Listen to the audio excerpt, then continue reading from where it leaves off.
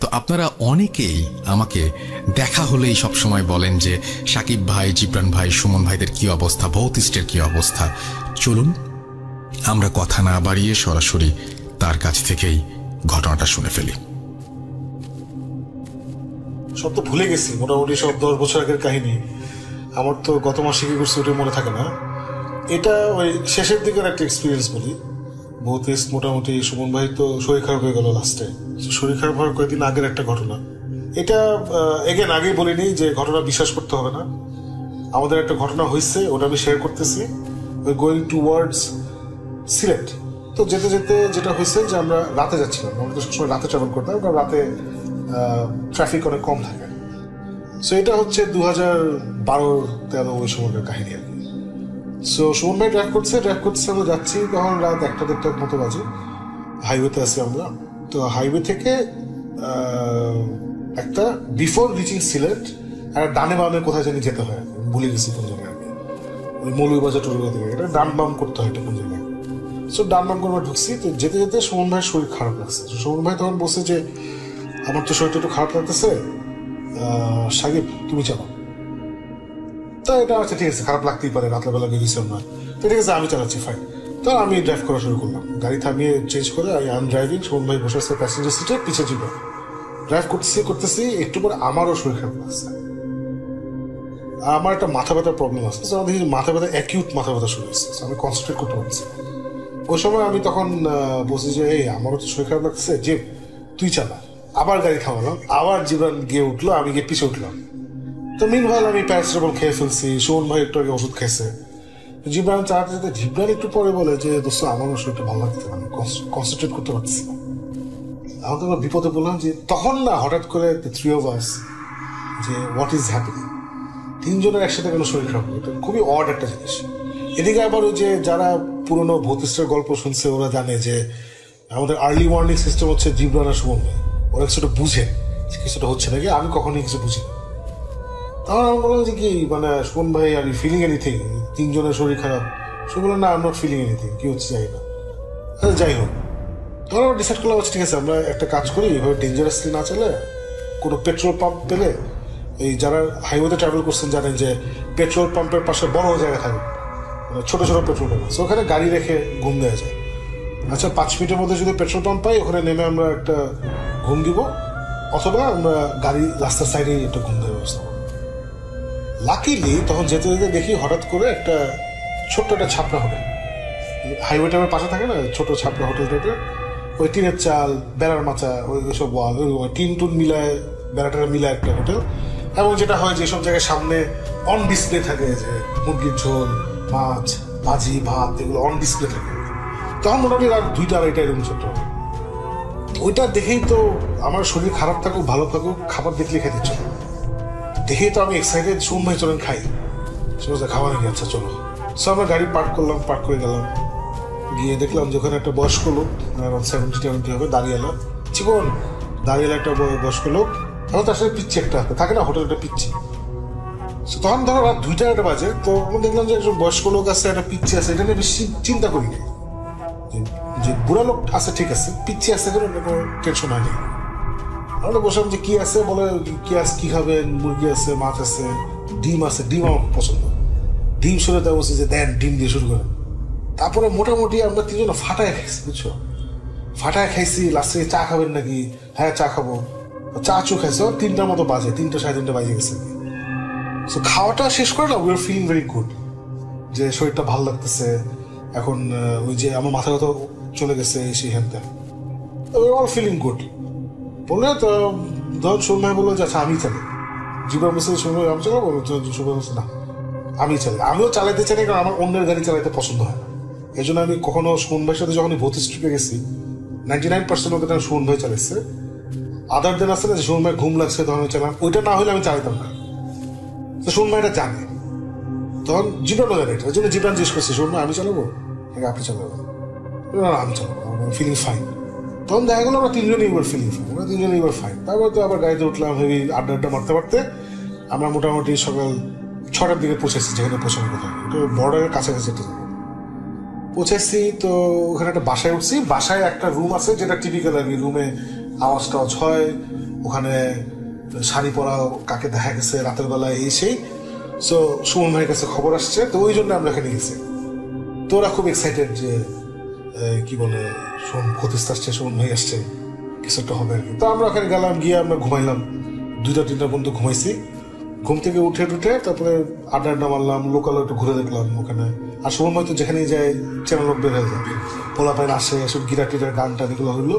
তো মোটামুটি আমরা এসব মজা টজা করলাম, করে গান টান গায়েটায় খাওয়া দাওয়া করে রাত 10টা-11টার দিকে মানে ফেরত গিয়ে ওই সেট আপ আর ইকুইপমেন্ট ওই রুমে আমাদের যে থার্মাল জিনিসপত্র, ক্যামেরা ট্যামেরা এগুলো সব নাইট লাইট ফাইট অন করে আমরা রেডি। সো উইদিন 12 রেডি আমরা বসে আছি। তো মোটামুটি সারা রাত তো আমরা ইনভেস্টিগেট করি না, আমরা 3:30-4টা বন্ধ করি, বেশি আর করে লাভ হয় না আসলে। 3:30-4টা বন্ধ যেটা হয়েছে, আমরা আড্ডা মারছি, কিছু হয়নি। আমি সুমন ভাইয়ের জীবন হেভি আড্ডা হয়েছে, কেউ কিছু ফিল করি নাই। এর বেশ মনোরম পরিবেশ, আমরা জানলা টালা খোলা রাখছি, তখন গরম ছিল, ফ্যান অন আর জানলা টালা সব। মাঝখানে আমরা ফ্যানও বন্ধ করছি 40 মিনিটস 1 আওয়ারের জন্য, যদি কিছু হয় ফ্যান বন্ধ করলে, মেবি ফ্যানের জন্য আসতেছে না ভূত, এগুলো বিভিন্ন পারমিটেশন কম্বিনেশন হচ্ছে, বুঝছো। এই সে আবার ফোন অফ করছি, ইলেকট্রিক সিগন্যাল, তো বিভিন্ন কিছু করছি, লাস্টে কিছুই হয়নি, বুঝছো, নাথিং হয়নি। তো ওখানকার একটা ইয়াং ছেলে ছিল, সে ধরো 2টা পর্যন্ত আমাদের সাথে ছিল। তারপর আমরাই বলছি ভাই তুমি যাও, বিকজ আমরা চাই না তোমাদেরকে ওইখানে থাকো, তাহলে আমাদের ব্যালেন্সটা নষ্ট হয়ে যায়। তো ভুজন পাঠিয়ে দিয়েছি, তো নিজের আড্ডা মারছি করে। তো মোটামুটি আবার 4:30-5টা থেকে আবার উঠছে, ও উঠে আবার আসছে, কিছু হয়েছে নাকি, আমি বলছি না এখন পর্যন্ত কিছু হয়নি। সো উই কনক্লুডেড 4:35-5-এর দিকে যে এখানে আসলে কিছু নাই। তো ঠিক আছে, আমরা গিয়ে আবার ঘুম দিলাম, ঘুম দিয়ে পরে 10টার দিকে উঠলাম। উঠার পরে তো ওই ছেলের বাবা মা ওরাও ইন্টারেস্টেড যে কি হইতেছে এখানে আসলে। তো আমরা বললাম যে আসলে এখানে যদি থেকেও থাকে আমরা কিছু পাইনি, আমরা সারা রাত ধরে 4:30 পর্যন্ত আমরা টেস্ট করছি, তারপর তো আজানি পড়ে গেছে, আজানের পর আসলে কিছু হয় না। সো ওই সময়টা কিছু হয়নি, এবং আমরা অনেক কিছুই মানে ক্যামেরা ট্যামেরা অন ছিল, যদি কিছু হয়ে থাকে আমাদের নজরে সেটা পড়ে নাই। সো আমরা বলতে পারছি না আপনাদের হাউস হন্টেড নাকি হন্টেড না, আমরা কিছু পাইনি, আমি বাকিটা আপনি। তো ওরা বলছে ঠিক আছে, অসুবিধা, ওরা তো এমনি তো অত বিশ্বাস করে না, ছেলের কথা অনুযায়ী আমাদেরকে নিয়ে আসছে এসে, তো ওরা খুশি যে ঢাকা থেকে কিছু লোক আসছে, সুমন ভাই সেলিব্রিটি, ওই খুশিতেই ওরা খুশি। তো আমরা খাওয়া দাওয়া করে নাস্তা করে তোরা বলছে আপনারা কখন মানে ফেরার প্ল্যান কখন? আমি বললাম যে তো এখনই বেরো যাবো না। বললাম এখন কেন যাবেন, দুপুরে খাওয়াটা যান। তখন আমি বললাম যে না আমরা কালকে জোশ একটা জায়গায় খেয়েছি রাস্তায়, ওখানে লাঞ্চ করবো। বলে যে কখন খাইছেন? তো বলছে তো রাত 2টা-2:30টার দিকে। তখন দেখে ওরা একটু হাসতেছেন কেন? বলো আপনাদের কি কোনো অসুবিধা হয়েছিল? না অসুবিধা মানে বাট আপনারা কি কোনো বিপদে পড়ছেন? তখন বললাম যে না আমরা তো কোনো বিপদে পড়ি নাই। ওরা একটু চিন্তা করে দেখেন তো আপনাদের কোনো সমস্যা হয়েছিল নাকি? সমস্যা মানে বিপদ একটা জিনিস আর সমস্যা একটা জিনিস। প্রথমে বলছিল কোনো বিপদ হয়েছিল আপনাদের? বলছে না কোনো বিপদ হয়নি। বলছে আপনাদের কোনো সমস্যা হয়েছিল? হ্যাঁ একটা সমস্যা হয়েছিল, আমরা ড্রাইভ করে আসতেছিলাম, আমাদের হঠাৎ করে 3জনেরই শরীর খারাপ হয়ে গেছিল। সো তারপরে ট্র্যাক করতে পারছিল না, তখন আমরা একটা রেস্টুরেন্ট পেয়েছি রাস্তার পাশে, একটা বউ বাস ছিল, হেভি খাওয়াইছে আমাদেরকে। তখন দেখে ওরা আরো হাসতেছে। বলে হাসেন কেন? বলো ওই রেস্টুরেন্ট আপনি পাবেন না। বলছো না পাবেন না, বলে বলো ওইটা দিনের বেলা আপনি পাবেন না। তাহলে কি বলছে দিনের বেলা? আমি যে ওটা এখানে রাতে খোলা থাকে? বলে হ্যাঁ শুধু রাতেই খোলা থাকে, বাট আপনি আসলে বুঝতেছেন না, আপনি ওদের বুঝাই বলেন কি হয়েছে। তখন বলে যে ওইখানে নাকি একটা এরকম জিন, ওরা বলে জিন, আসলে কি জানি না, ওই এলাকায় এটা প্রচলিত যে ওই এলাকায় একটা জিন আছে যে রাতের বেলা মুসাফিরদের খেদমত করে, এবং যদি মুসাফির কোনো সমস্যায় পড়ে, যদি কোনো বিপদে পড়ে বা সমস্যায় পড়ে, তখন সে ওদের খেদমত করে। সো ওর রেস্টুরেন্ট আছে, সো ওখানে তুমি একটু রেস্ট নিতে পারবা, একটু খেতে পারবা, এন্ড ইউ ফিল বেটার। এরপরে তখন ওরা বলছে আপনাদের কি খাওয়া দাওয়ার পরে কি শরীরটা ভালো হয়ে গেছে না? আমাদের হ্যাঁ খাওয়া দাওয়ার পরে শরীর ভালো হয়েছে, বলে এটাই ওর নিয়ে। তখন আমি তো এসব জিনিস একদমই বিশ্বাস করতে চাই না। আমি যে শোনেন, খাওয়া দাওয়ার পরে ফার্স্ট অফ অল এমনি মানুষের শরীর ভালো হয়, খাইলেই আসলে এনার্জি পায় বডি, এটা হচ্ছে নাম্বার 1। নাম্বার 2 হচ্ছে আমাদের রেস্টুরেন্টে আসার আগে সবাই প্যারাসিটামল খেয়েছে, সবারই জ্বর মাথা ব্যথা এই টাইপের একটা সিচুয়েশন হয়েছে, সবাই আমরা প্যারাসিটামল খেয়েছি। সো প্যারাসিটামল প্লাস খাওয়া, এটাতে তো শরীর ভালো হবে। ওরা বলে না ওষুধ ঠিক আছে বুঝছি, আপনারা ওষুধ খেয়েছেন বুঝছি, কিন্তু আসলে ওই জিনই আপনাকে ভালো করছে। আমরা কি বলতেছি জিন ভালো করে? ফালতু কথা। বলে তখন ওরা বলে কি আমরা বাজি ধরলাম, আপনারা ওখানে গিয়ে পাবেন না। হ্যাঁ ঠিক আছে, না পারলে নেই, অসুবিধা নেই। বলে আপনারা খায়া যান, ওরা বলছে আপনারা খেয়ে যান, ওখানে গিয়ে তোরা পাবেন না। বলছে না না না খাবো না, আমরা এখনই রওনা দেবো, আমরা দুপুরে ওখানে খাবো। না খাইলে অসুবিধা নেই, হাইওয়ে তো আরো জায়গা আছে। তাই এই বলে আমরা বেরোছি। এবং বিশ্বাস করো রাসেল, ওই যাওয়ার পথে আমরা ওকে খুঁজে পাইনি, যাওয়ার পথে খুঁজে পাইনি, এবং আমরা মোটামুটি খুঁজতেই গেছি, কিন্তু খুঁজে পাই নাই। অ্যান্ড এই হচ্ছে ঘটনা। এখন it is totally up to you or totally up to the listeners to believe whether এটা আসলে জিন নাকি জিন না। আমরা রাতের বেলা আমাদের কারো তো অবস্থা ঠিক ছিল না যখন আমরা এটা খুঁজে পেয়েছি। সো হইতেই পারে আমরা রাতে, কারণ এসব জায়গায় যারা আপনার ট্রাভেল করেন জানেন যে একই জায়গায় কিন্তু আমাকে 5টা রাস্তা দিয়ে যাওয়া হয়। আমরা জিপিএস টিপিএস দিয়ে যাচ্ছিলাম রাতের বেলা, দিনের বেলা আমরা জিপিএস টিপিএস দেখি না, আমরা জাস্ট সাইনবোর্ড টাইনবোর্ড দেখে রওনা দিচ্ছি। সো অনেক জিনিসই দিনের বেলা একরকম লাগে, রাতের বেলা অন্যরকম লাগে, টোটালি ডিফারেন্ট লাগে, তাই না? সো স্পেশালি তুমি যদি জায়গায় না থাকো, একটা হচ্ছে আমি এখানকার লোকালয়, আমি বাসিন্দা, আমি চিনি, রাতেও জানি কিরকম, দিনেও জানি কিরকম। আমরা জায়গায় থাকি না, আমরা জানি না। সো রাতে আমরা একটা চিত্র দেখছি, রাতে একভাবে আমরা পথঘাট খুঁজে বের করছি। সো আমার এক্সপ্লেনেশন হচ্ছে যে আমরা বেসিক্যালি রাতে যে রাস্তা দিয়ে গেছিলাম, দিনে ওই রাস্তাতে ফেরত যাই নাই, সেই কারণে আমরা ওই দোকান খুঁজে পাই নাই। জিবরান ইজ কনভিন্স যে এটা জিন, আর সুমন ভাই হচ্ছে মাঝামাঝি একটা জায়গা। জিবা বলছে না এটা জিন, এই সেই। আমি তো আমার জিবরানে বলছি তুই তো খাওয়ার সময় তো আমি কোনো শুনি নাই যে আমার একটা ফিলিং হচ্ছে সামথিং ইজ হ্যাপেনিং। তোর যেসব নর্মালি হয় আর কি, সেন্স করতে পারছি, তুই সেন্স করি, সে ওয়ার্নিং দিয়ে সেই সুমন মানে হয় তুই তো আপনার সঙ্গে পাগল মতো খাইছি। তখন বলে হ্যাঁ দোষ আমি জানি না এটা কেমন হইলো, আসলে খাওয়াটা খুব মজা ছিল তো, হয়তো এর জন্য কিছু বুঝি নাই। সো এটা আমাদের একদম লাস্টের দিকে একটা এক্সপিরিয়েন্স ছিল। This one of the last times Suman ভাই, Jibran and I went out together. So এটা আমার কাছে খুব ইন্টারেস্টিং স্টোরি যে Allah, I don't know if that guy is অলৌকিক নাকি সে আসলে রক্ত মাংসের মানুষ। But if you think about this, একটু অড আর কি, যে রাতের বেলা ঠিক আমাদের যখন দরকার ছিল তখনই এটা পাইছি। এটা হচ্ছে নাম্বার 1। নাম্বার 2 হচ্ছে যে আমি এখনই জানি না এই বয়স্ক সঙ্গে বাচ্চা কেন ছিল। বাচ্চা মানে বুঝছো তো, মানে 5-6 পরে ধরো থাকে না, চ্যাংড়া পোলা পাই বাপকে হেল্প করে, দাদাকে হেল্প করে। ও এত রাত 2টা-3টার সময় কেন হয়েছিল আই ডোন্ট নো। এবং তখন না আমাদের এটা খেয়াল হয়নি, নর্মাল লাগছে, হ্যাঁ ঠিক আছে আছে, কি হয়েছে। নো, আসলে থাকার কথা না। রাত 2টার সময় ডাজেন্ট ম্যাটার তুমি কোন ফ্যামিলির ছেলে, তুমি গুলশান বনানীর ফ্যামিলির ছেলে, না তুমি একজন গ্রামে বা মিরপুরে বা বস্তিতে রিক্সাওয়ালার ছেলে। রাত 2টার সময় তুমি ঘুমাইতেছো, তাই না? তোমার বাপের হোটেল থাকতে পারে, তুমি বাসায় ঘুমাইতেছো। সো এইগুলা তখন মাথায় আসে না। So this are very interesting আর কি। So this is my story. শুনলাম শাকিব ভাইয়ের কাছ থেকে চমৎকার একটি ঘটনা, এবং শাকিব ভাইয়ের ঘটনার আমি অনেক বড় একজন ফ্যান। কিছুদিন আগে যখন আমি শাকিব ভাইয়ের অফিসে যাই, তখন শাকিব ভাই আমাকে সেখান থেকে তার বাসায় নিয়ে যান, এবং বাসায় নিয়ে গিয়ে আমরা তার রুমের মধ্যে বসে বসে এই স্টোরিটা রেকর্ড করি। এই ঘটনাটা আপনাদের কাছে কেমন লেগেছে আমি জানি না, আমার কাছে অসম্ভব ভালো লেগেছে। এবং আমি খুব অল্প সময়ের মধ্যেই কেন যেন শাকিব ভাইয়ের সাথেই, শাকিব ভাইয়ের কথা শুনতে শুনতেই সেই সময় হারিয়ে গিয়েছিলাম, এবং সেই সময় থেকে ফিরে আসতে আমার একেবারেই ইচ্ছা করছিল না। আমি জানি আপনাদের কাছে এরকম ঘটনা আছে, যদি ঘটনা থাকে তাহলে পাঠান আমাদের কাছে। আমাদের ইমেল অ্যাড্রেস হচ্ছে russell.booth.com@gmail.com, এবং এইখানে আপনার নাম, ঠিকানা এবং ফোন নাম্বার সহ আপনার জীবনে ঘটে যাওয়া বা আপনার জানা সেরা ঘটনা লিখে পাঠাবেন আমাদের কাছে। ঘটনার শুরুতে অবশ্যই উল্লেখ করবেন যে ঘটনাটি আপনি স্টুডিওতে এসে শেয়ার করতে চান, নাকি আপনি চান আপনার ঘটনা আমরা পড়ে শোনাই। যারা দেশের বাইরে রয়েছেন তারা সরাসরি অডিও ক্লিপ পাঠাতে পারেন বা লিখেও পাঠাতে পারেন ঘটনাটি। যাই হোক, আমার মনে হয় এই ঘটনাটি আপনাদের কাছে ভালো লেগেছে।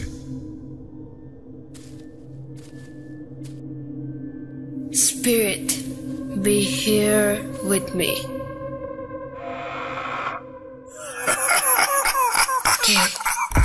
কে তুমি?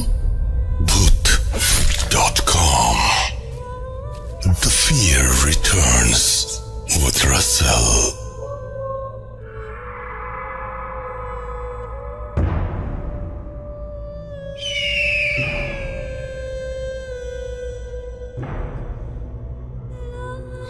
Welcome back.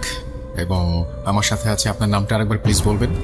আমার নাম রিমঝিম খান, আমি ঢাকা ক্যান্টনমেন্ট থেকে বলছিলাম। রিমঝিমের আগে ঘটনা আপনারা শুনেছেন, এবং সেই ঘটনাটা অবশ্যই আমি বিশ্বাস করি আপনাদের ভালো লেগেছে, কারণ আমার অনেক ভালো লেগেছে। এবং তার জীবনের সাথে মিলে যায়, মানে তার জীবনের বিরাট একটা ঘটনা, যে ঘটনাটা তার আসলে কোনোদিন ভুলে যাবার কথা না। এবং কি অদ্ভুত একটা সময় তার জীবনে এসেছিল এবং সেই সময়টা সে অতিক্রম করে এসছে, কিন্তু ঘটনাগুলো আজীবন স্মৃতি হয়ে সে বয়ে বেড়াচ্ছে। তো আমরা তার দ্বিতীয় ঘটনায় যাব, এবং তার আগে বলি যে আমাদের ইমেল অ্যাড্রেস হচ্ছে russell.bhuth.com@gmail.com। এখানে আপনি আপনার নাম, ঠিকানা এবং ফোন নাম্বার সহ আপনার জীবনে ঘটে যাওয়া বা আপনার জানা সেরা ঘটনা লিখে পাঠিয়ে দিন। ঘটনার শুরুতে অবশ্যই উল্লেখ করুন যে ঘটনাটি আপনি স্টুডিওতে এসে শেয়ার করতে চান, নাকি আপনি চান আপনার ঘটনা আমরা পড়ে শোনাই। যারা দেশের বাইরে আছেন তারা সরাসরি অডিও ক্লিপ পাঠাতে পারেন বা লিখেও পাঠাতে পারেন ঘটনাটি। আমরা রিমঝিমের ঘটনায় যাব এখন। ঘটনাটা অ্যাকচুয়ালি অনেকটা আগের, যদিও এটা আমার আগে বলাটা উচিত ছিল, কিন্তু ভাইয়া বলি। ঘটনাটা 2010 সালের। তখন ভাইয়া আমি জায়গাটার নামটা স্কিপ করতে চাই। ওই টাইমে আমাদের ভাইয়া পোস্টিং ছিল যে জায়গাটায়, ওই জায়গাতে এই ঘটনাটা আর কি ঘটে। ভাইয়া আমরা যেখানে যাই সেই জায়গাটাতে একটা ক্যান্টনমেন্ট মূলত তৈরি হচ্ছিল ভাইয়া, তখনও ক্যান্টনমেন্ট পুরোপুরি হয়নি। তো ওই জায়গায় ক্যান্টনমেন্টের নিয়ম হচ্ছে প্রত্যেকের আলাদা আলাদা বাসা থাকবে, মানে কোনো বিল্ডিং বাসা না, ছোট ছোট বাসা সেখানেই থাকবে আর কি। তো ভাই ওরকম একটা বাসায় আমাদের মানে বাসায় আমরা ছিলাম। তো ভাই আমরা যখন ফার্স্ট ওখানে যাই, আমরা মানে ভাই আপনি দেখলে বুঝবেন না যে এটা কোনো ক্যান্টনমেন্ট। ইভেন ওই জায়গাটার মানে ওই স্পেসিফিক করে ওই জায়গাটাকে মানুষ চিনতো হাতিখানা কবরস্থান নামে, ওই জায়গাটাকে চিনতো আর কি। তো ভাই ওই হাতিখানা কবরস্থানটা শুনে আমরা ফার্স্ট, আম্মু বললো যে আমরা কবরস্থানের মধ্যে থাকবো, এটা আবার কেমন। তখন ওই যে অথরিটি ছিল তারা বললো যে না, কোনো সমস্যা হবে না, আপনারা থাকেন। তো ওই টাইমে ভাই আমার কিন্তু 2টা কুকুর ছিল, একটা নাম ছিল জন, একটা স্যানভিয়া, এই ছিল 2টা কুকুর। তো আমি ওদেরকে অনেক ভালোবাসতাম। যাই হোক ভাইয়া ওদের ভালোবাসতাম মানে কি, সেই কুকুরগুলো এখন কোথায়? ভাইয়া ওরাও এই পরিস্থিতির শিকার। আচ্ছা, তাহলে শুনি ঘটনা। আমরা মানে ওই বাসায় যাওয়ার পরে তো স্বাভাবিকভাবেই আমার বাবা আমাদের সাথে থাকতো না। তো কাজের জন্য আমাদের মানে কাজের লোক তো একটা লাগে, আম্মু একা কিভাবে সব মানে হ্যান্ডেল করবে। তো অফিসে আম্মু জানালো যে আমার একটা কাজের লোক দরকার। তো অফিস থেকে বললো যে ঠিক আছে, আপনারা তো নতুন আসলেন, আমরা নেক্সট দিন আপনাদের জন্য কাজের লোক পাঠিয়ে দিব। আচ্ছা ভাই আমরা ওখানে গিয়েছিলাম, আমি, আমার মামা আর আমার নানু, আমরা এই 4 জন আমরা সেখানে মানে আর কি ফার্স্টে যাই। তো যাওয়ার পর ভাই প্রথম রাতটা আমাদের সেরকম কোনো সমস্যা হয়নি। তো সেকেন্ড রাতে যেটা হয় যে আমার মামা আপনার রাতে ঘুমিয়ে আছে, হঠাৎ করে আমার মামা ফিল করে যে আমার মামার পাশে কেউ একজন মানে দাঁড়ানো। মামা ভাবে যে হয়তো নানু ঘুম থেকে উঠে ওয়াশরুমে যাওয়ার জন্য ভাবে দাঁড়িয়ে আছে, বাট সে স্থির দৃষ্টিতেও দাঁড়িয়ে আছে। মামা তারপরে উঠার পরে তাকে মানে অবয়বটা পুরো আমার নানুর মতোই ছিল। তাকে বলে যে আব্বা আপনি কি কোথাও যাবেন? কোনো কথা বলে না, কিছু করে না, শুধু চুপচাপ দাঁড়িয়ে আছে। তো মামা আবার সেকেন্ডবার আব্বা বলে ডাকতে পিছন থেকে নানুর সাউন্ড আসে। নানু বলে যে কি ব্যাপার, তুমি ডাকছো কেন? তখন মামা বিষয়টা আমলে নেয় না যে কি ব্যাপার, ওটা হয়তো চোখের ভুল। তো ওই রাতটা এভাবে চলছে। এটা ভাইয়া সেকেন্ড রাত। আর তৃতীয় দিনের বেলায় ভাইয়া আমাকে নতুন স্কুলে ভর্তি করালো। তো ওখানে আমি স্কুলে চলে যাই। তো বাসায় আমার আম্মু একা, স্কুলে আমাকে আমার নানু আর মামা রাখতে যায়, আর বাসায় আমার আম্মু একা। তো ভাইয়া প্রায় আপনার 10টা বা 11টার সময় একজন আমাদের বাসায় নক করে আমার আম্মু দরজা খুলে একটা মহিলাটা বলে যে আমি এখানে কাজ করার জন্য আসছি, আমাকে ক্যান্টনমেন্ট থেকে পাঠাইছে, তো আপনি বলেন কি কি কাজ করা লাগবে। আম্মুর জিনিসটা অদ্ভুত লাগলো ভাইয়া, যে হুট করে এসে পরিচয় না জেনে হঠাৎ বাসার মধ্যে ঢুকে যাচ্ছে। তা আম্মু আর কিছু বললো না। ভাইয়া আমি আমার বাসার বর্ণনাটাকে একটু দিব প্লিজ। আমার বাসাটা ভাইয়া মানে একটা বাসা থেকে আরেকটা মানে বাসার দূরত্ব আপনি দাঁড়িয়ে থেকে মনে হয় দূরবীন দিয়ে দেখা লাগবে যে এত দূরে। মানে পুরা জায়গাটা ফাঁকা, আর পুরো একটা গ্রামের বাড়ির মতো, উঁচু প্রাচীর ঘেরা। প্রাচীরের মানে আমাদের বাড়ির পিছন দিকে একটা পুকুর ছিল, আর সামনের দিকে একটা বাগান ছিল আর কি। মানে দেখলে ভালোই লাগবে, নিরিবিলি জায়গা একদম। তো তারপর পরে ঘটনায় যাই, আম্মু ওনাকে বাসার মধ্যে ঢুকতে দেওয়ার পরে আম্মুর একটা বিষয় ভাই অদ্ভুত লাগে। মানুষ তো কত রকমেরই পেট রাখে আর কি, তার পেট হিসাবে ছিল ভাইয়া একটা কাক। হ্যাঁ ভাইয়া, একটা খাঁচার মধ্যে একটা কাক ছিল তার পেট। আমার আম্মু বলে যে এইসব নিয়ে আমি আমার বাসায় অ্যালাউ করব না। আর ভাইয়া সে যখন আসে আমাদের কুকুরগুলা কিন্তু বাইরে বাধা থাকতো, কুকুরগুলা কিন্তু ভীষণ রকমের রিয়াক্ট করা শুরু করে। তারা মানে কাকটাকে দেখে নাকি মহিলাকে দেখে? মহিলাকে দেখেই, সব ওদের দুজনকে দেখেই। আচ্ছা, ওরা মানে পায় না যে শিকল খুলে এসে ওদেরকে অ্যাটাক করে। আমার আম্মু ভাবলো যে হয়তো ওদের ক্ষুধা লেগেছে তাই এরকম করে। তখন ওই মহিলা আবার আমার আম্মুকে বলে যে আপা ওদের তো ক্ষুধা লেগেছে, দেন আমি ওদেরকে খাইতে দিয়ে আসি। পরে ভাইয়া সে নিজেই আমাদের রান্নাঘরে যেয়ে খাবার নিয়ে আসলো। আর কুকুরগুলা কিছুতেই ভাইয়া তার হাতের খাবার খেতে চাচ্ছিল না। তো ভাইয়া নর্মাল ডের মতো ওখানে কিন্তু ভাইয়া কাজের মহিলারা কিন্তু বাসাতেই থাকতো, এরকম ব্যবস্থাই ছিল। তো সে আমাদের বাসাতেই থাকবে এরকমই কথা হলো। ভাইয়া ওই দিন রাতে আমার স্যানভিয়া কিন্তু বাসার মধ্যে থাকতো, আর জন থাকতো হচ্ছে বাসার বাইরে। ভাই সেই দিন রাতে প্রায় রাত আপনার 1টা বা 2টা নাগাদ জন হঠাৎ অনেক মানে চিৎকার চেঁচামেচি শুরু করে, মানে ও আর স্থির থাকতে চাচ্ছে না। আম্মু বারান্দায় আসে, বারান্দায় এসে জনকে বলে, মানে জন আবার কথা অনেক বুঝতো ভাইয়া, তো জনকে বলে যে তুই চুপ কর, কিছু হয়নি। তো ভাইয়া জন অনেক লাফালাফি শুরু মানে লাফাতে থাকে। এক পর্যায়ে ভাইয়া ওর গলার যে শিকলটা ছিল সেটা খুলে যায়, খুলে ও ভাইয়া দৌড় দেয়। ভাইয়া আমাদের বাসার পিছনে কিন্তু পুরাটা মানে বাসার পিছনে যে পাঁচিলটা পের হলে কিন্তু ভাই একটা কবরস্থান, সেটা কিন্তু আমাদেরকে আগে কেউ ইনফর্ম করেনি।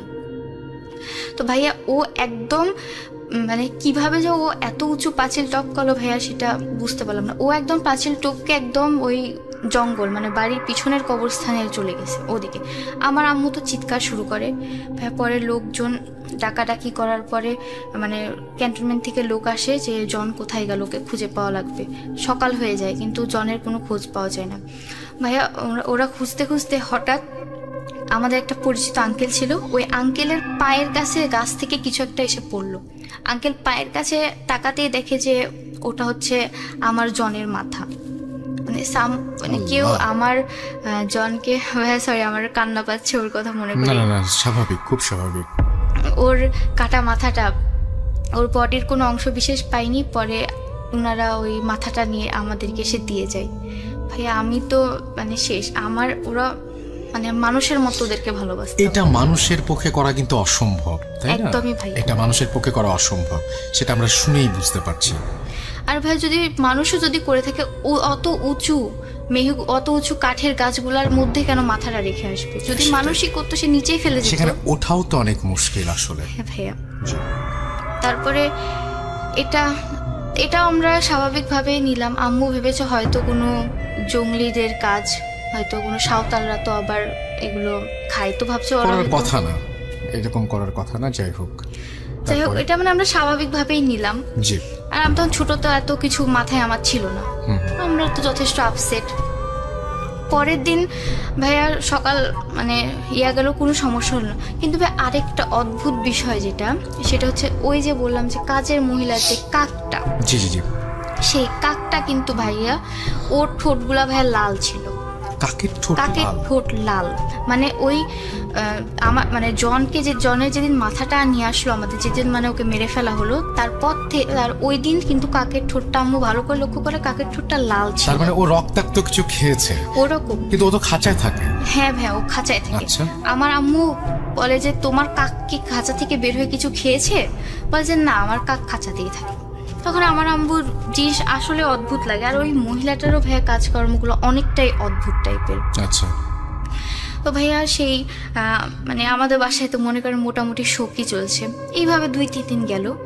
তো চতুর্থ রাত্রে একদিন মানে আম্মু ঘুমিয়ে আছে, আমি আর আম্মু একসাথে ঘুমাতাম।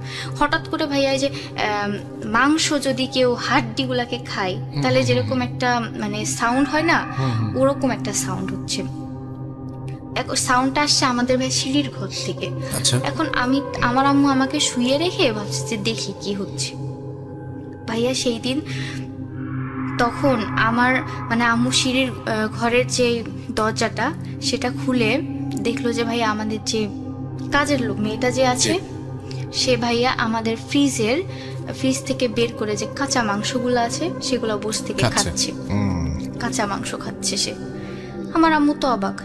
আম্মু বলে যে এই তুমি এসব কি করছো?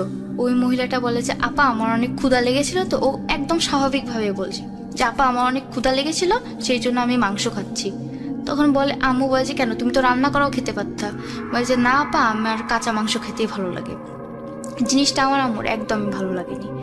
পরের দিন আমার আম্মু ইনফর্ম করার পরে লোক আসে, মানে গোয়েন্দারা আসে ইনকোয়ারি করার জন্য। ওকে জিজ্ঞেস করে যে তুমি কি এরকম কিছু করছিলা? তখন ও বলে যে হ্যাঁ, এটা অস্বাভাবিকের কি আছে, আমি তো খেতেই পারি, আমি তো আর অন্য কিছু তো খাই না, আমি তো মুরগি খেয়েছি, কাঁচা হোক আর যাই হোক খেয়েছি। সে কিছুতেই স্বীকার করতে চায় না। তারপরে আমার আম্মু বলে যে না, ও ভালো হোক মন্দ হোক সেটা আমার আর দেখার বিষয় না, আমি আর ওকে কাজে রাখবো না। আচ্ছা। পরে ভাইয়া ও চলে যাওয়ার সময় আমার আম্মুকে বলে যে আপনি আমাকে তাড়িয়ে দিলেন, আপনি এটা ঠিক করলেন না কাজটা। আমার আম্মুকে বলে, আম্মু বলেছে কেন? বলছে কেন তার উত্তর আমি দিতে পারবো না, আপনি কাজটা ঠিক করলেন না, এর জন্য আপনাকে পস্তাতে হবে। আচ্ছা। এটা বলে সে চলে যায়। পরে ভাইয়া আমার আম্মু বিষয়টা কতটা মানে আমলে নেয় না আর কি, যে কে কি বললো তাতে আমার কি হবে। ওই দিন সন্ধ্যাবেলায় আম্মুর প্রচন্ড রকমের জ্বর আসে। আম্মু তো সিক, এখন বাসায় কেউ নেই, আমি মামা নানু, আমরা কি করতে পারি? যাই হোক, আমরা মানে কোন রকম আম্মুর সেবা যত্ন করি। আম্মু জ্বর কিছুতেই নামছে না। পরে ডাক্তার ডাকলাম, ইঞ্জেকশন দিল, জ্বর অতটাও কমে না, বাট আম্মু ঘুমাচ্ছে, মানে ঘুমের একটা ইঞ্জেকশন দিয়ে গেল, আম্মু ঘুমাচ্ছে। ওই দিন ভাইয়া রাত প্রায় আপনার 12:30 নাগাদ আমার যে আরেকটা কুকুর ছিল স্যানভিয়া, সেও আপনার জনের মতোই মানে চিৎকার চেঁচামেচি শুরু করে দিয়েছে। আমরা স্যানভিয়াকে কিন্তু ছাড়াই রাখতাম, ওকে বাঁধতাম না। ও শুধু মানে অস্থিরভাবে একবার আপনার ছাদে যাচ্ছে, একবার নিচে আসছে, মানে ও স্থির থাকতে পারছে না। তারপরে আমি আবার ওকে খাবার দিলাম যে তুই খা এখানে, যাতে ও একটু চুপ থাকে, কিন্তু ভাই ও চুপ থাকে না, ও রীতিমতো এই লাফালাফি করতে আসে। ভাইয়া প্রায় আপনার রাত 1টা নাগাদ ওই আমাদের স্যানভিয়া, ও আমাদের যে মেন গেটটা সেটাকে মানে আঁচড় খামচি দিচ্ছে, ও বের হয়ে যেতে যাচ্ছে ঘর থেকে। তারপরে নানু এসে ওর মাথায় হাত দিয়ে বলে যে কি হয়েছে। ও বারবার ভাইয়া দরজার দিকে ইঙ্গিত করছে যে দরজাতে কিছু একটা আছে। তারপরে আমার মামা ভাইয়া দরজার ওখানে যে ভাইয়া যে আই হোলটা যেটা আছে, আই হোল দিয়ে সে তাকিয়ে দেখে যে দরজার ওই পাশে আপনার একটা বিশাল পাখি কিনা জানি না, পাখির মতো কিছু একটা, কিন্তু আকারে বিশাল বড় একটা কালো রঙের কিছু একটা আই হোলতে দেখছি। দরজার ওই পাশে বসে আছে, আর আমাদের স্যানভিয়া সেটাকে মানে অ্যাটাক করার চেষ্টা করছে আর কি। দরজা খুলে সে বাইরে যেতে চাচ্ছে, ওটাকে অ্যাটাক করার। হ্যাঁ, এটা দেখার পর ভাইয়া আমার মামাও মানে বলছে যে এই বাড়িতে অস্বাভাবিক কিছু একটা আছে, এখান থেকে আমাদেরকে যত দ্রুত হোক চলে যেতে হবে আপাকে নিয়ে, আপা সুস্থ হলে। নানু ওইসব বিশ্বাস করে না, যেগুলা কিছু না, ওটা হয়তো বড় কোনো প্যাচে ট্যাচে হবে। তখন মামা বলে এত বড় পাখি কি জীবনে হওয়া সম্ভব? পরে ভাইয়া সাহস করে আমার নানু দরজা খুলে দেখে কিছুই নেই, সবকিছু পরিস্থিতি স্বাভাবিক। কিন্তু আমাদের স্যানভিয়া কিন্তু ভাইয়া ও কিন্তু কিছুতে স্থির থাকে না। সেই দিন ভাইয়া রাতটা পার হলো। পরের দিন মোটামুটি আমার আম্মু সুস্থই, মানে হাঁটাচলা করতে পারছে আর কি। কিন্তু সেই দিন রাতে আমাদের যে স্যানভিয়া ছিল সে আবার মানে অস্থির প্রকৃতির হয়ে গেছে। সে ভাইয়া আমাদেরকে অ্যাটাক করছে, মানে আমাদেরকে যেন চিনতে পারছে না। পরে এমন একটা পরিস্থিতি হলো যে ওকে বাসার মধ্যে ধরে রাখা যাচ্ছে না। তখন আমার নানু ওকে জোর করে বাড়ি থেকে বের করে দেয়। জোর করে বাড়ি থেকে বের করে দেওয়ার পরে ও কিন্তু ভাইয়া পুরা বাড়িটার মানে লাফালাফি করে চক্কর কেটে বেড়াচ্ছে, চিৎকার করছে শুধু। পরে হঠাৎ করে আমরা কিন্তু ওর শব্দ শুনতে পাচ্ছি, মানে যে ও অনেক চিৎকার করছে, কিন্তু হঠাৎ করে শব্দটা মানে ওর চিৎকারের শব্দটা বন্ধ হয়ে গেল। আমরা ভাবলাম যে ও হয়তো ঘুমিয়ে পড়েছে, তাই আর মানে কিছু বলিনি। তারপরে ভাইয়া তখন প্রায় আপনার রাত 1:30 বাজে, তখন মানে অস্বাভাবিকভাবে সবকিছু নীরব হয়ে যায়। তখন আমার নানু বলে যে কি ব্যাপার, কুকুরটা তো এখানেই ছিল, এত নীরব হয়ে গেল, ব্যাপার কি, যাই দেখি। পরে ভাই আমাদের যে পুকুরটা ছিল, পুকুরের ওইদিকে নানু আর মামা মিলে টর্চ নিয়ে যেয়ে দেখে যে পুকুরের ওই পাশে একটা বড়ই গাছ ছিল। বড়ই গাছের পিছন দিকে মানে আগে যেমন মহিলারা আপনার যে গরুর চামড়া বা ধুলে যেরকম একটা মানে ইয়ে হতো, ওভাবে বসে কে যেন কিছু একটা করছে, কোনো কিছু কাটছে পারকু। পরে কাছে যেয়ে দেখে ভাইয়া একটা, এই যে আমাদের যে কাজের মহিলাটা ছিল ওই রকমই, মানে দেহের গড়নটা ওইরকম, মহিলাটা বসে আমার স্যানভিয়াকে নিয়ে ভাইয়া কিছু একটা করছে। স্যানভিয়ার যে খুঁচিয়ে ওর চামড়াগুলোকে মানে দেহ থেকে চামড়া, এটা আমি দেখি, এটা আমার নানু আর মামা দেখেছে। যে তখন তার কিরকম, মানে সময়টা কত? তখন ভাইয়া প্রায় আপনার অনেক রাত হয়ে গেছে, আচ্ছা, 1টা বা 1:30 বাজে। যেহেতু কুকুরটা আমাদের নিজের ফ্যামিলিরই অংশ ছিল, ওই জন্য তারা ছুটে গেছে অত রাত হলেও, মানে একটা টানেই ছুটে গেছে আর কি। পরে দেখে যে ছাগলের চামড়া যেভাবে ছালাই সেইভাবে ওই মহিলাটা নখ দিয়ে খামচে খামচে চামড়াটা ছুলাচ্ছে। পরে লাইট মেরে দেখে যে ওটা আমাদের কাজের, ওই যে আগে কাজ করতো সেই কাজের মহিলাটাই, আর পাশে বসে আছে ওই কাকটা। খাঁচার থেকে মানে এমনি ছাড়াই ছিল, কাকটা বসে আছে। বসার পরে আমার নানু তখন বলে, তাকে বলে যে তুই এখানে ঢুকলি কিভাবে? বলছে ওই মহিলাটা নাকি নানুকে বলে যে আমার ঢুকার জন্য কোনো রাস্তার দরকার হয় না, আমি সব জায়গা দিয়ে ঢুকতে পারি, এভাবে আঞ্চলিক ভাষায় বলে আর কি। আচ্ছা। পরে মানে নানুদের সামনে সে ওই কুকুরের ভিতর থেকে ভাইয়া হাত ঢুকিয়ে মাংসগুলোকে খামচে খামচে বের করে খাচ্ছে ওই মহিলা। আর এই দৃশ্যটাও দেখতে হলো। তারপর ভাইয়া আমার নানুরা কি করবে, তারাও যতই পুরুষ হোক না কেন ভয় তো সবারই একটা থাকে। তারা আর বললো যে যা হওয়ার হয়ে গেছে, স্যাম্বিয়াকে তো আর আমরা বাঁচাইতে পারলাম না, এখন নিজেরা যাতে সেফ থাকতে পারি এটা আমাদেরকে দেখা রাখবে। তো ভাইয়া তারা আর কথা না বাড়িয়ে সেখান থেকে মানে বাসায় চলে আসে। বাসায় এসে ভাইয়া তারা আমাদের হেড অফিসে ফোন দেওয়ার জন্য ফোন মানে কানেক্ট করার চেষ্টা করে ল্যান্ডলাইনে, ল্যান্ডলাইন আর কাজ করে না। ফোনে ট্রাই করে, ফোনে দেখে নেটওয়ার্ক নেই, নেটওয়ার্ক বিজি। পরে কোনোভাবে মানে ওই রাতটা আমরা পার করলাম। পরের দিন সকালে নানু অফিসে যে নিজেই বলে যে আমরা হুজুরকে দিয়ে এই বাড়িটাকে বাঁধিয়ে নিব। পরে হুজুরকে নিয়ে আসে। হুজুর এসে পুরা বাড়িটা দেখে বলে যে এই বাড়িতে হচ্ছে শয়তানের নজর পড়েছে এ বাড়িতে। আচ্ছা। তারপরে আমার মানে শয়তানের নজর এখন কেন পড়লো, এখন হুজুর বলে যে আমার আম্মুর দিকে দোষারোপ করে, বলে যে আমার আম্মু নাকি কোনো এক সকালে কোনো এক জিনকে নাকি, যে জিনের কোনো একটা কাজে ব্যাঘাত ঘটিয়েছে, তার জন্য সেই জিন এসছে আমার আম্মুর কাছ থেকে প্রতিশোধ নিতে। আচ্ছা। এখন আমার আম্মু বলে যে আমি তো জীবনে কোনো পিঁপড়াও মারিনি, আমি আবার কিভাবে কোন জিনের মানে ব্যাঘাত ঘটালাম। তখন হুজুর বলে যে ঠিক আছে আমি সব দেখছি। তারপরে ভাইয়া বাঁধানোর যেই জিনিসপত্র মানে যা সরঞ্জাম লাগে, ওই দিন সন্ধ্যাবেলায় হুজুর বললো যে আমি সেগুলা নিয়ে একটা মানে আর কি আমি বসবো। তো জিনকেই সরাসরি জিজ্ঞেস করব যে তুমি কি চাও, ওই শয়তানকে জিজ্ঞেস করবে। তো ভাইয়া ওই এলাকাতে এই জিনিসটা ভাইয়া কথা তো আর ছড়াইতে বেশি সময় লাগে না, এলাকার অনেকে এই কথাটা জেনে গেছে। তখন এলাকার যে অন্যান্য কাজের মহিলারা ছিল তারা বলে এটা নাকি পিশাচিনী, আচ্ছা, এটা নাকি পিশাচ, আর এটা নাকি অনেক খারাপ জিনিস, যার দিকে একবার নজর দেয় তাকে তার নাকি জীবনকে পুরো শেষ করে ফেলে। পরে ভাইয়া হুজুর বললো যে ঠিক আছে আমি দেখবো এটা কত বড় পিশাচ বা কি, আমি সব দেখবো। পরে ভাই সন্ধ্যাবেলায় আমরা ওগুলা নিয়ে বসলো। আমার আম্মুকে এক জায়গাতে মানে আমার আম্মু হুজুরের মুখে বসালো। বসানোর পরে বিভিন্ন হুজুরের যে দুয়া আছে, যে সূরা আছে, সবগুলা বলে মানে দোয়া পড়লো। আর ভাইয়া হুজুর বললো যে সব বাসার যতগুলো সদস্য আছে সবাই এক জায়গাতে বসবে, বাসার সব মানে পুরো বাসা অন্ধকার রাখতে হবে, এবং মানে যাই হোক আমাদের কারো আওয়াজ করা যাবে না, চুপচাপ বসে থাকতে হবে। তো হুজুরের কথা অনুযায়ী আমরা তা ফলো করলাম, আমরা সবাই চুপচাপ বসে আছি। আমার আম্মু হুজুরের সামনে, আমার আম্মু ভাইয়া অস্বাভাবিক আচরণ শুরু করে। আমার আম্মু যেন আমি যে মানে ওই দিন সন্ধ্যা থেকে আমার আম্মু অস্বাভাবিক হয়ে যায়, আমি যে আম্মুর মেয়ে, আম্মু আমাকেও চিৎকার করে অনেক। তারপরে ওই দিন আপনার 8টা-9টার দিকে হুজুরের সামনে আমার আম্মুকে বসানো হলো। বসানোর পরে আম্মু হুজুর আম্মুকে অনেক দোয়া দুরুস বলে আম্মুর কপালের মধ্যে এভাবে মানে কপালে কিছু একটা টিপ পরাইলে যেরকম হয় ওভাবে হাত দিয়েছিল আমার আম্মুর কপালে। তখন আমার আম্মুকে হুজুর জিজ্ঞেস করে যে তুই এ বাড়িতে কেন আসছিস? তখন ভাইয়া আমার আম্মুর ভয়েসটা পুরো চেঞ্জ হয়ে যায়, একটা মোটা একটা কণ্ঠে সে হুজুরকে বলে যে আমি তো শান্তই ছিলাম, তুই কেন আমাকে তাড়ালি? তোর বাড়ির মাংস খেয়ে কি আমি খুব অপরাধ করেছি? এটা হুজুরকে বলে। তখন হুজুর বলে তুই কেন মাংস খাচ্ছিস? তুই এ বাড়িতে মানে এসছিলি কি জন্য? অন্য বাড়ি পাসনি? বলছে না। এই বাড়ির আপাটা অনেক সুন্দর, সেই জন্য আমি এখানেই আসছি। মানে আমার আম্মু ভাইয়া দেখতে অনেক সুন্দর ছিল, তো এই জন্য বলছে যে আমার আম্মুকে তার পছন্দ ছিল, সেই জন্য ও এখানে আসছে। তারপরে হুজুর বললো যে তোর কি ওর ক্ষতি করার কোনো ইচ্ছা ছিল?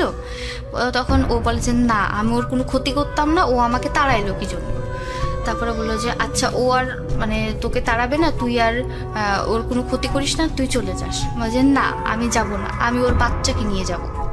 ওর বাচ্চা বলতে তো আমি আছি। বলে যে না, ওর বাচ্চাকে নিয়ে যেতে পারবি না, তোকে এমনি চলে যেতে হবে। পরে ভাইয়া ও বললো যে আমি চলে যাব, কিন্তু আমি আবার ফিরে আসবো।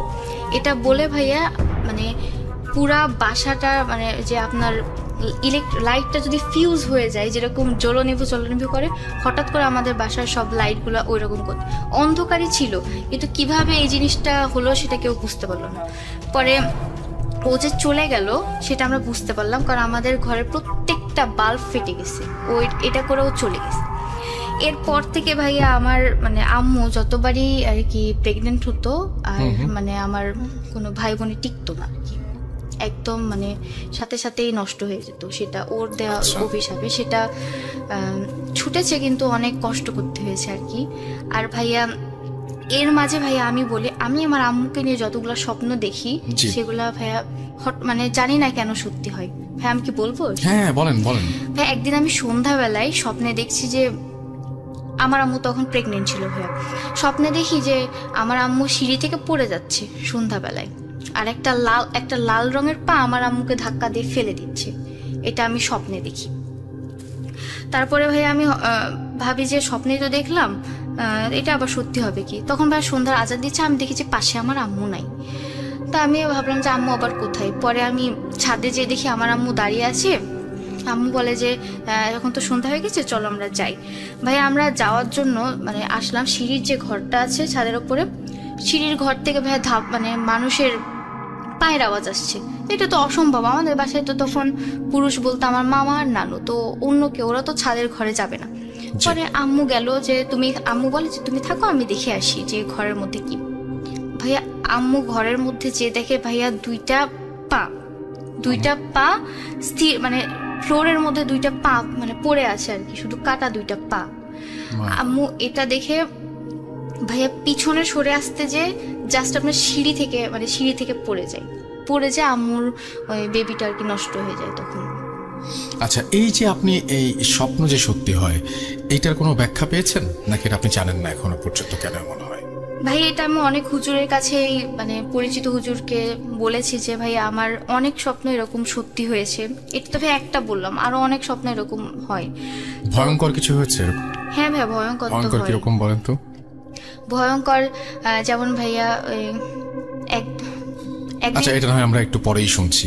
আমরা আপাতত আপনাদেরকে বলি যে আমাদেরকে মানে একটু পরে মানে আরেকটা ঘটনায় শুনবো। আপাতত বলি যে আপনারা আমাদেরকে ঘটনা পাঠাতে হলে আমাদের ইমেল অ্যাড্রেস হচ্ছে ভূত.com যে ইমেল অ্যাড্রেসটা সেটাই, এবং সেটি হচ্ছে russell.booth.com@gmail.com। সেখানে আপনাদের ঘটনাগুলো পাঠিয়ে দিন। ফেসবুকে ভিজিট করুন আমাদের পেজগুলো এবং আমাদেরকে জানান আপনাদের সকল কথা। আপাতত আমরা এই ঘটনাটা এখানেই শেষ করতে চাই। রিমঝিম, আপনাকে অনেক ধন্যবাদ। আমরা পরবর্তী ঘটনায় যাব। Thank you.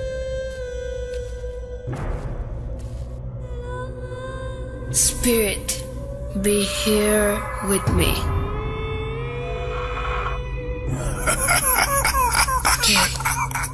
Get to me. Voot.com. The fear returns with Russell.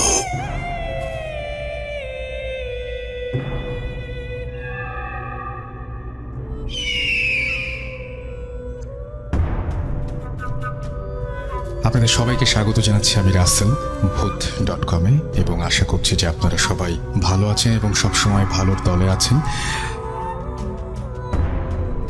আপনাদের সামনে আমি এখন পড়ে শোনাচ্ছি, আশা করছি যে এই ঘটনাটিও আপনাদের ভালো লাগবে।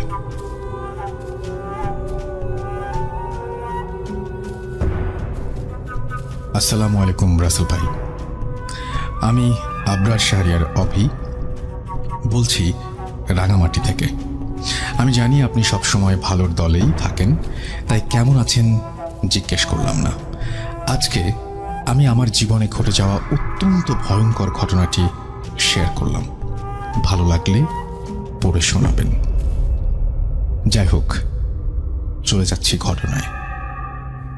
সময়টা ছিল 2019 সালের জানুয়ারি মাস।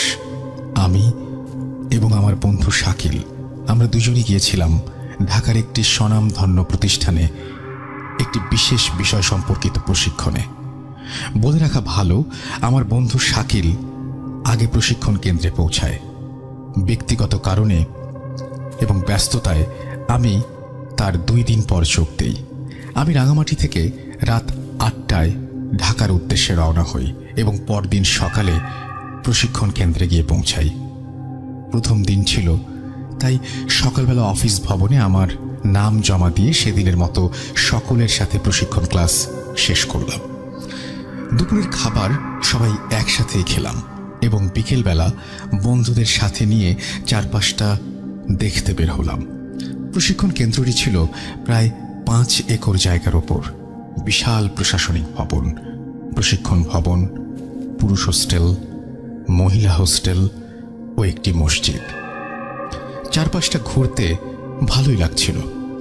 তবে আমাদের পুরুষ হোস্টেলটি ছিল খুবই পুরনো 5 তলা ভবন। দেখলেই বোঝা যায় অনেক আগের তৈরি বিল্ডিং। সারাদিন ক্লাস ঘোরাঘুরি করে ক্লান্তই ছিলাম, তাই রাতের খাবার খেয়ে সবাই যার যার রুমে ঘুমাতে গেলাম। আমি এবং আমার বন্ধু শাকিল দুজনেই রুম পড়েছিল একসাথে, 4র্থ তলায়, 411 নম্বর কক্ষ। রুমে ছিল 2টো আলাদা বিছানা, একটি টেবিল, একটি চেয়ার এবং একটি বাথরুম সংযুক্ত। আমি এবং আমার বন্ধু যে যার বিছানায় শুয়ে পড়লাম। প্রশিক্ষণ কেন্দ্রের হোস্টেলে এটি আমার প্রথম রাত। ঘড়িতে রাত তখন 12টা অতিক্রম করেছে। হঠাৎই আমার কেন জানি মনে হলো কেউ দরজায় নক করছে। অন্ধকার রুম, কান পেতে স্পষ্ট শুনতে পেলাম কেউ দরজায় করে হাত দিয়ে নক করছে। যদিও এত রাতে হোস্টেলে কেউ জেগে থাকার কথা না, আর দারোয়ান থাকে নিচতলায়, তবু আমি জিজ্ঞেস করলাম, কে কে কে নক করছে? দেখলাম কোন সারা শব্দ নেই। কিছুক্ষণ পর শুনি আমার মাথার উপরের ছাদে কেউ দৌড়াদৌড়ি করছে। কারো পায়ের দৌড়ানোর শব্দ আমি স্পষ্ট শুনতে পেলাম। আমি কিছুটা ভয় পেয়ে আমার বন্ধুকে ডাকলাম, শাকিল, শাকিল, শাকিল, তুমি কিছু শুনতে পাচ্ছ?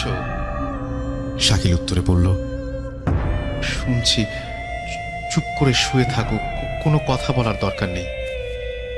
আমি তার কথা শুনে চুপচাপ শুয়ে পড়লাম। কিছুক্ষণ পর ঠিক একইভাবে দরজায় নক করার শব্দ শুনি, কিন্তু না, এবারে আর সামনের দরজা থেকে না, এবার শব্দটা হচ্ছে পেছনের দরজায়, যে দরজাটা খুললে শুধুমাত্র 4 তলায় আমাদের রুমের বারান্দায় যাওয়া যায় এবং দরজার ওপাশে কেউ থাকার কথাও না। আমি খুব ভয় পেয়ে যাই।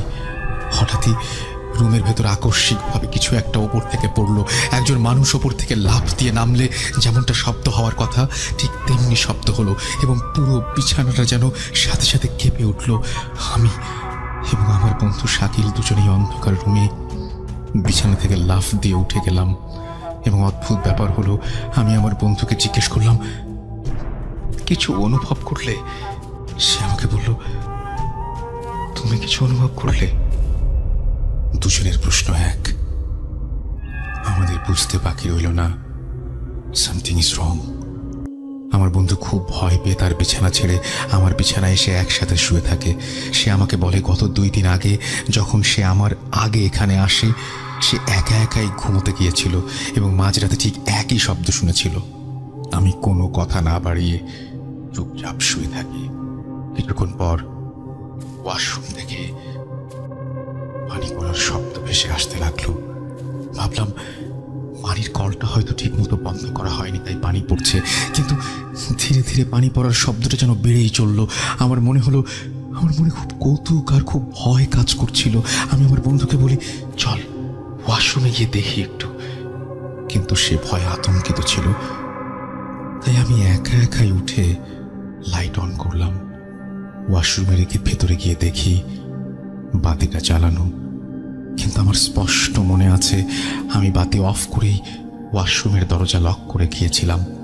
যাই হোক, এত কিছু না ভেবে ধীরে ধীরে ওয়াশরুমের দিকে এগিয়ে গেলাম এবং দরজাটা খোলার সাথে সাথে আমি যা দেখলাম তা দেখার জন্য আমি মোটেও প্রস্তুত ছিলাম না। আমি দেখলাম ওয়াশরুমের মেঝেতে একটি গলা কাটা মাথা পড়ে আছে এবং বালতির পানিগুলো লাল রক্তাক্ত। মনে হচ্ছে কেউ এখনই মাথাটা কেটে রেখে চলে গিয়েছে। আমার মাথা তখন কাজ করছিল না। আমি চিৎকার করে শাকিল বলে ডাক দিয়ে সেখানে অজ্ঞান হয়ে যাই। আমার জ্ঞান ফেরে, নিজেকে বিছানায় আবিষ্কার করি। পাশে আমার বন্ধু শাকিল, প্রশিক্ষণের আরো 2 জন মেম্বার, আমাদের প্রশিক্ষণ অফিসার এবং ওই হোস্টেলের দারোয়ান উপস্থিত ছিলেন। আমার জ্ঞান ফেরার পরেই সবাইকে রাতের ঘটনাটা খুলে বলি। ঘটনা শুনে স্যার বলেছিলেন, এই সব কিছু না, সব হ্যালুসিনেশন। এরপর যে যার মতো চলে যায়। কিছুক্ষণ পর হোস্টেলের দারোয়ান আবার আসে এবং রুমটা পাল্টানোর পরামর্শ দেয়। উনি আজকে 15 বছর এই প্রশিক্ষণ কেন্দ্রে দারোয়ানের কাজ করছেন এবং ওনার থেকে জানতে পারলাম এই রুমটাতে 2015 সালে 2 জন মধ্যবয়সী লোক থাকত। তারাও কোনো এক প্রশিক্ষণ নিতে এসেছিল। প্রশিক্ষণের 1 সপ্তাহ পর ওই রুমের ওয়াশরুম থেকে একজনের গলা কাটা লাশ উদ্ধার করা হয় এবং অন্যজনকে খুঁজে পাওয়া যায়নি। ধারণা করা হয় হয়তো পালিয়ে যাওয়া ব্যক্তিটি কোনো ধারালো অস্ত্র দিয়ে তার রুমমেটকে গলা কেটে হত্যা করে ওয়াশরুমে রেখে গেছে।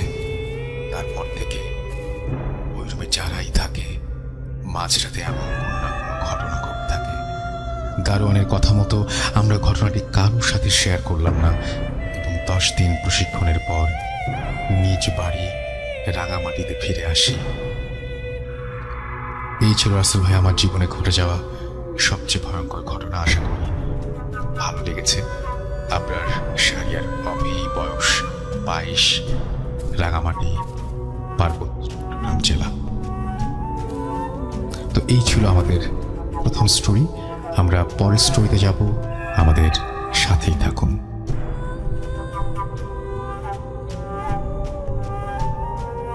Spirit, be here with me.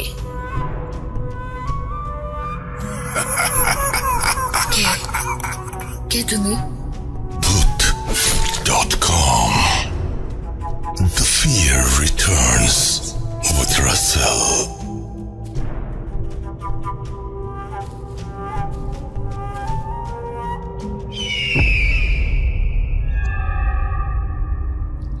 আমরা জানি যে স্বপ্ন নিয়ে আপনাদের অনেক আগ্রহ, আমাদের সবারই আগ্রহ। স্বপ্ন কখনো সত্যি হয়, কখনো স্বপ্ন একেবারে হয় অর্থহীন। কারো কাছে স্বপ্নের যেমন অর্থ রয়েছে, কারো কাছে স্বপ্নের কোনো মানেই হয় না এরকম। কিন্তু আমাদের প্রত্যেকেরই স্বপ্ন রয়েছে বুকের ভেতরে এবং আমরা কখনো না কখনো জীবনে হয়তো স্বপ্ন দেখেছি ঘুমিয়ে। দুটো স্বপ্নের 2 ধরনের ব্যাখ্যা আছে এবং দুটো স্বপ্ন 2 ধরনের স্বপ্ন। তারপরেও বলবো যে ঘুমিয়ে যে স্বপ্ন দেখি সেই স্বপ্ন যদি পরের দিন সত্যি হয়ে যায়, ভালো স্বপ্ন হলে তো আমাদের খুব ভালো লাগার কথা, কিন্তু তারপরেও মনের কোনো একটা জায়গায় হয়তো মনে হয় যে কিছু একটা মনে হয় গোলমাল আছে, আমি যা দেখলাম তা মিলে গেল কেন। আর খারাপ হলে তো কথাই নাই। কারো কারো আমি এর আগে অনেকের কাছেই শুনেছি যে কারো কারো এরকম স্বপ্ন হঠাৎ করেই সত্যি হয়ে যায়। কেউ কেউ আগে থেকে টের পান কেউ মারা যাবে, কেউ কেউ কোনো দুর্ঘটনা টের পেয়ে যান। স্বপ্নের মধ্যে এরকম নানান ঘটনা তিনি জানতে পারেন যা পরবর্তীতে ঘটে যায়। এটা খুবই ভয়ঙ্কর একটা ব্যাপার। আমার সাথে আজকে আছেন এই মুহূর্তে রিমঝিম, যার সাথে এই ঘটনাগুলো বহুবার হয়েছে। সেই রকম কিছু ঘটনা, স্বপ্ন নিয়ে কিছু কথা আমরা শুনবো রিমঝিমের কাছ থেকে। ভাইয়া, ঘটনাটা অ্যাকচুয়ালি আমার এক ফুফাতো বোনের, যার সাথে ঘটনাটা মানে আমার স্বপ্নের সাথে তার সংযোগ ছিল। ভাইয়া, আমার ওই বোনটা কিন্তু আপনার প্রতিবন্ধী ছিল। আচ্ছা। সে মানে তার মানে কি বলবো, হাঁটা চলার কোনো ক্ষমতা আল্লাহ তাআলা দেননি তাকে। যাই হোক, সেই দিন আমি রাতে আর কি ঘুমিয়েছি, হঠাৎ করে স্বপ্নে ভাইয়া আমি আমার বড় আব্বা বড় আম্মাকে খুব ভালোবাসতাম। জি। আমার বড় আব্বা বড় আম্মা অনেক আগে মারা গিয়েছেন যদিও। তো ওই দিন রাত্রেবেলায় আমি স্বপ্নে দেখি আমার বড় আম্মাকে। জি। পর আম্মা আমাকে এসে বলে যে অনেক তো হলো, এবার আমি তোমার একজনকে নিয়ে যাব। আমি বললাম যে কেন বড়ম্মা? বলে যে ও আর পৃথিবীতে থাকতে চায় না, আমি ওকে নিয়ে যাব, এই কথা বলে। বলার পর আমি ঘুম থেকে ওঠার পর ভাবি যে বড়ম্মাকে দেখলাম, এটা মনে হয় নিছকই স্বপ্ন। পরের দিন শুনলাম যে আমার ওই আপুটার ডেথ হয়ে গেছে। আচ্ছা, ওই আপুটার স্বাভাবিকই মৃত্যু, কিন্তু ভাইয়া আমি জানতে পারলাম আগের দিন। তারপর ভাইয়া আমার একটা ছোট চাচাতো ভাই ছিল ভাইয়া, তার মৃত্যুর আগের দিনও আমার ফুপি কিন্তু উনারও এই জিন রিলেটেড অনেক সমস্যা ছিল, তো সেই জন্যই তার মৃত্যু হয়েছে আর কি। উনি এসে আমাকে স্বপ্নে এসে বলে যে আমি তোর ছোট চাচাতো ভাইকে আমি এসে নিয়ে যাব। পরের দিন ভাইয়া সেও মারা যায়। তো ভাইয়া আমি কি আমার ফুপির ওই ঘটনাটা বলবো আপনাকে? বলেন, স্বপ্নগুলো কি হয়ে গেছে না? স্বপ্নগুলো এই পর্যন্তই ছিল? জি ভাইয়া, শুনি ফুপির ঘটনাটা। ভাইয়া আমার ফুপি অত্যন্ত ধার্মিক ছিলেন আর কি, কিন্তু তারপরেও তার এরকম সমস্যা হতো। জি ভাইয়া, উনার একদিন হচ্ছে উনি প্রায় আপনার সন্ধ্যার দিকে কোথাও একটা ঘুরতে গিয়েছিলেন, তো বাসায় ফিরতে ফিরতে সন্ধ্যা হয়ে যায়। তো সন্ধ্যা হওয়ার পর উনি গোসল করতে গেছেন একটা পুকুরে, ভাবলেন একটু ফ্রেশ হয়ে আসি, তো পুকুর থেকেই গোসল করে, বাড়িতে পানি না থাকে পুকুর থেকে উনি গোসল করতে গেছেন। তো ভাই গোসল করার পর হঠাৎ গোসল করতে যাওয়ার পর পুকুরে যিনি নামেন, উনি হঠাৎ ফিল করেন যে কেউ ওনার পাটা ধরে আছে। উনি ভাবলেন যে পায়ে কি আবার লতা পাতা জড়ালো নাকি। উনি তারপর ভাইয়া পাটা পুকুর থেকে বের করে দেখে তার পাটা একদম স্ক্র্যাচ করা, পাটা কেউ যদি চাপটে ধরে থাকে, আঙ্গুলের দাগ বসানো। পরে উনি এটা নিয়ে এসে আমার দাদিকে দেখলেন। আমি তো ভাই আগেই বলেছি যে আমার দাদির এরকম জিন আছে আমার দাদির কাছে, তো আমার দাদি তো সবটা বুঝতে পারে। দাদি দোয়া দুরুজ পড়ে দেন যে তুমি ঘুমিয়ে যাও, তোমার আর কিছু হবে না।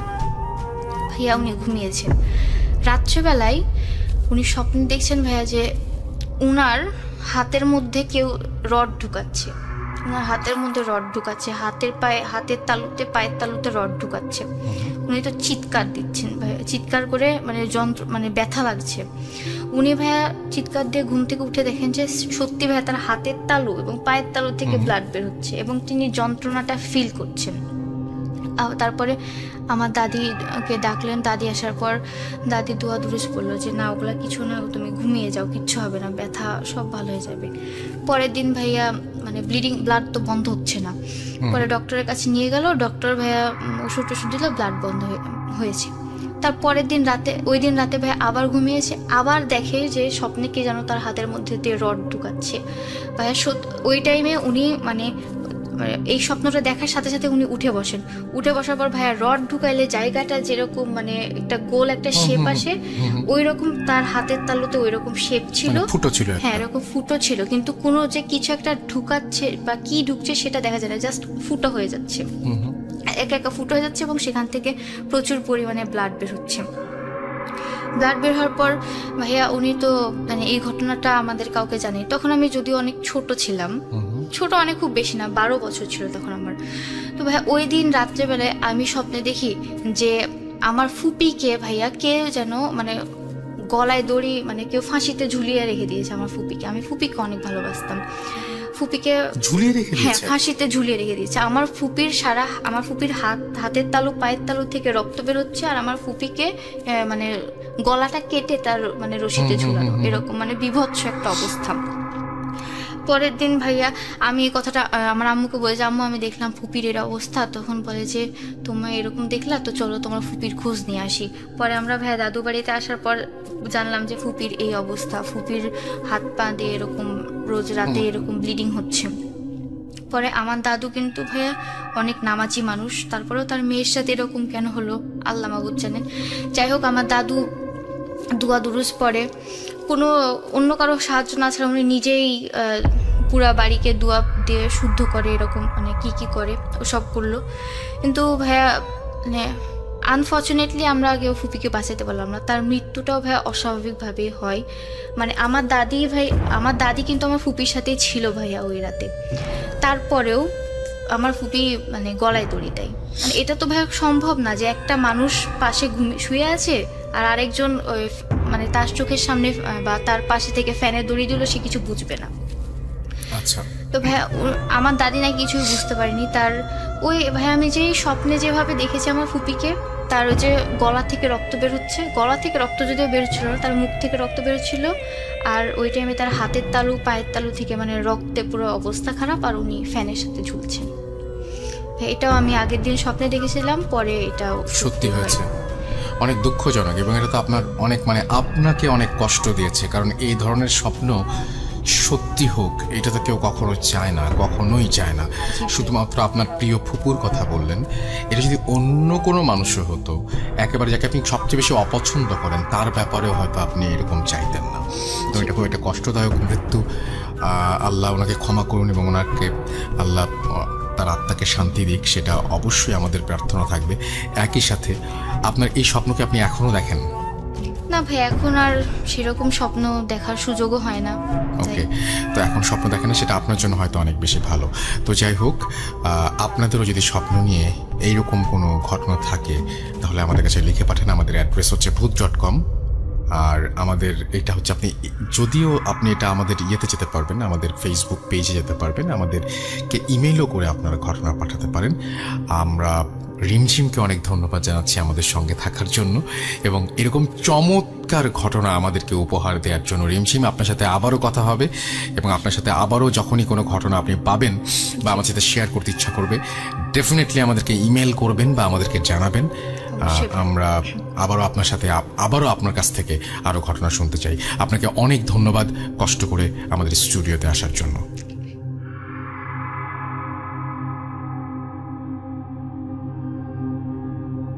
Spirit, be here with me.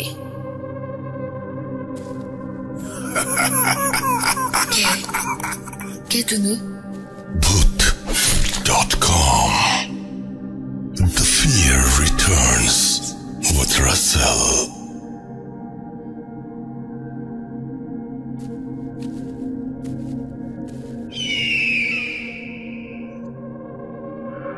শুনছেন Bhoot.com। আমি রাসেল আছি সাথে এবং আপনাদের সবাইকে স্বাগত জানাচ্ছি।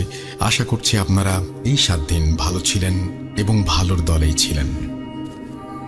আজকের যে ঘটনাগুলো আমি আপনাদের সাথে কিছুক্ষণের মধ্যে শেয়ার করব, সেই ঘটনাগুলি বেশ অদ্ভুতই বলতে হবে এবং বিভিন্ন জায়গা থেকে বিভিন্ন মানুষ এসে আমার সাথে শেয়ার করেছেন। যেমন এখানে একটি ঘটনা আছে, আমাদের নাম বলবো, আমি একদম পাশা থেকে কালেক্ট করেছি তার, এবং তিনি একজন ভৌতিস্টের সদস্য। এখন কে তিনি সেটা আপনাদেরই খুঁজে বের করতে হবে। আর এছাড়াও আরও চমৎকার ঘটনা আছে আমাদের আগের এপিসোডে, 2-1টি ঘটনা যেগুলো শেয়ার করেছিলেন যারা, তারা আজকের এপিসোডেও ঘটনা শেয়ার করবেন। এরকমভাবেই সাজানো হয়েছে আমাদের আজকের এই এপিসোডটি। আপনাদের কেমন লাগছে এটা জানাতে অবশ্যই আমাদের পেজ কিন্তু ভিজিট করতে ভুলবেন না। আমাদের যে 2টো পেজ রয়েছে আপনারা নিশ্চয়ই জানেন, সেই 2টো পেজ আপনারা অবশ্যই ভিজিট করবেন। আমি বারবার করে পেজ বলছি, আসলে একটা পেজ এবং আরেকটা আসলে গ্রুপ। এবং আমাদের যে পেজটা সেটা তো আপনারা অ্যাড্রেসটা মনে হয় জানেনই, যে www.facebook.com/bhoot.com, BHOOT.com। আচ্ছা, ভূত.com হিসেবে আসছে, Bhoot.com হিসেবে আসেনি। তো যাই হোক, Bhoot.com হিসেবে আসছে এটা। এবং আমাদের যে Bhoot.com-এর যে গ্রুপটা আছে সেখানে আপনারা জয়েন করবেন, তাহলে আপনারা আরও ভালোভাবে আমাদের সাথে কানেক্টেড থাকতে পারবেন। আর আমাদের যে ঘটনাগুলো পাঠাবেন সেগুলো ইমেইলের মাধ্যমেই পাঠাবেন। বাপ্পি আমাদের খুবই শুভাকাঙ্ক্ষী এবং তিনি আমাদেরকে আসলে একটা ঘটনা পাঠিয়েছেন। সেই ঘটনাটি তার কাছে একজন পাঠিয়েছে এবং যিনি পাঠিয়েছেন বাপ্পির কাছে, তিনি হচ্ছেন জসিম হাওলাদার এবং তিনি বাপ্পির কাছে পাঠিয়েছেন। তো এই ঘটনাটি সরাসরি আমি পাইনি, এটি বাপ্পি পেয়েছেন এবং বাপ্পি আমার সাথে শেয়ার করেছেন। আমি সেই ঘটনাটি একটু পড়ে শোনাচ্ছি। আমি জসিম, খুলনা থেকে লিখছি। আমি সরাসরি ঘটনায় চলে যাই। ঘটনাটি ঘটে তৎকালীন খুলনা জেলার বাগেরহাট মহকুমার একটি জায়গায়। ঘটনার সঠিক সময়কাল জানা যায়নি, তবে ঘটনাটি ভারত পাকিস্তান দেশ ভাগের কিছু বছর পরে ঘটে। আমি আমার মায়ের কাছ থেকে ঘটনাটি শুনেছি। আমার মায়ের নানুর সাথে ঘটনাটি ঘটেছিল। তিনি পেশায় একজন ধান ব্যবসায়ী ছিলেন। যেহেতু তিনি ধান ব্যবসায়ী ছিলেন, তাই তাকে ধানের মৌসুমে ধান ক্রয়ের জন্য বিভিন্ন হাটে যেতে হতো। তার এ কাজে সহযোগী হিসেবে তার একজন ভাগ্নে ছিল। একদিন তারা দুজন তাদের বাড়ি থেকে পূর্বে অনেক দূরে একটি ধান কিনতে যান। সে হাটটি সন্ধ্যার আগেই উঠে যেত। দুর্ভাগ্যবশত তাদের সেখানে পৌঁছাতে রাত হয়ে যায়। ওখানে গিয়ে তারা হাটের কোনো লক্ষণ দেখতে পেলেন না। নির্জন একটি জায়গা, কিন্তু তারা যেহেতু অনেক দূর থেকে ধান কিনতে এসেছেন, তাই তারা চিন্তা করলেন কাল বিকেলে তো আবার হাট বসবে, ততক্ষণ পর্যন্ত আমরা এখানে অপেক্ষা করতে থাকি। ধান বহনের জন্য তাদের বড় ধরনের একটি নৌকা সাথে ছিল। তারা তখন নৌকার ঘাটে বাঁধার জন্য একটি খুঁটি মাটিতে পুঁতে রাতে ঘুমানোর জন্য প্রস্তুতি নেয়। তারা দুজন নৌকার দুপাশে ঘুমায়। মাঝ রাতের দিকে যিনি মামা, তাকে কি যেন একটা দীর্ঘদেহী জন্তু এসে সজোরে নৌকার সাথে চেপে ধরে। তিনি তখনও বুঝতে পারছিলেন না আসলে জন্তুটা কি। তিনি শরীরের সমস্ত শক্তি দিয়ে প্রতিহত করার চেষ্টা করছিলেন, কিন্তু কিছুতেই তিনি শক্তিতে পেরে উঠছিলেন না। না পেরে তিনি প্রচন্ড জোরে গোঙানি দিতে লাগলেন। এতে তাদের ভারী নৌকাও কিছুটা নড়ে উঠছিল। এই শব্দে হঠাৎই তার ভাগ্নের ঘুম ভেঙে যায়। তিনি তার মামাকে ডেকে বলে, মামা কি হয়েছে? তখনই সেই অশরীরীটা তাকে ছেড়ে দিয়ে চলে যায়। কিন্তু যাবার বেলায় সেটি নৌকার এক মাথা, অর্থাৎ নৌকার শেষভাবে সরু হয়ে উঁচু কাঠ বিশেষ যে জায়গাটা, সেইটা অর্থাৎ অনেকে গুলোয়ও বলে বোধহয়, কিছুটা ভেঙে দিয়ে যায়। তখন তিনি অর্থাৎ মামা তার ভাগ্নেকে কোনো কথা না বলে সরাসরি নৌকার খুঁটি খুলতে বলে, আর বলে এখানে আর এক মুহূর্ত থাকা যাবে না। তিনি তার ভাগ্নেকে কিছু বলেননি, বললে সে হয়তো ঘাবড়ে যাবে, তবে তিনি খুবই ভয় পেয়েছিলেন। এরপর তারা বাড়ি চলে আসেন এবং ভয়ের কথা কাউকে না বলে তিনি শ্বশুর বাড়ি দাওয়াত খেতে যান। সেখানে গিয়ে তিনি হাঁসের মাংস খান। মূলত সেখান থেকেই তার অসুস্থতা শুরু হয়। এভাবে অনেক দিন তিনি ভুগতে থাকেন। প্রায় 3.5 বছর পর একজন কবিরাজ তার নাভি থেকে সেই হাঁসের মাংস বের করেন। ততদিনে তার অবস্থা খুব খারাপ হয়ে এসেছিল। তিনি যেহেতু ব্যবসায়ী ছিলেন, তাই তার আর্থিক অবস্থা মোটামুটি ভালোই ছিল, যে কারণে তার সমস্ত সর্বস্ব দিয়ে তার নিজস্ব টিনের ঘর ছিল, যা সে সবসময় খুব দুর্লভ ছিল সেই সময়ে। তিনি একদিন সেই টিনের ঘরে শুয়েছিলেন এবং তার স্ত্রী তার শ্বশুরের মৃত্যুর কারণে তাকে দেখতে গিয়েছিলেন।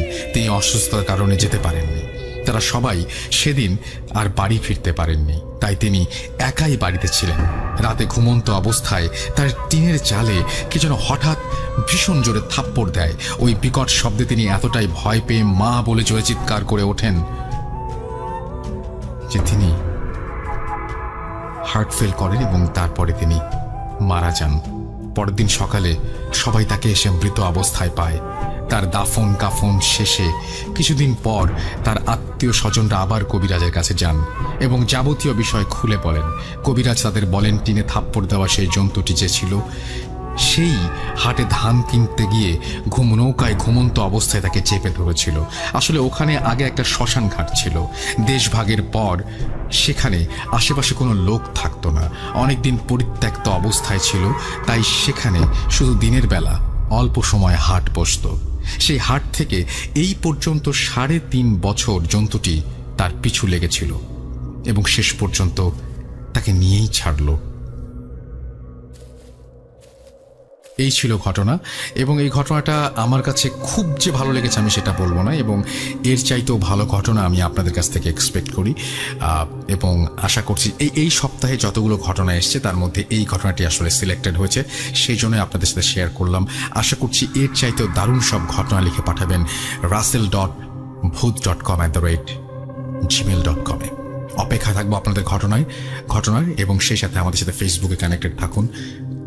চলে যাব আমাদের পরবর্তী ঘটনায়।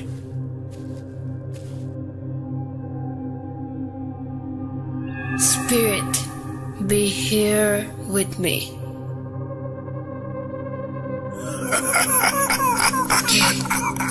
কে তুমি? Bhoot.com. The fear returns with Russell.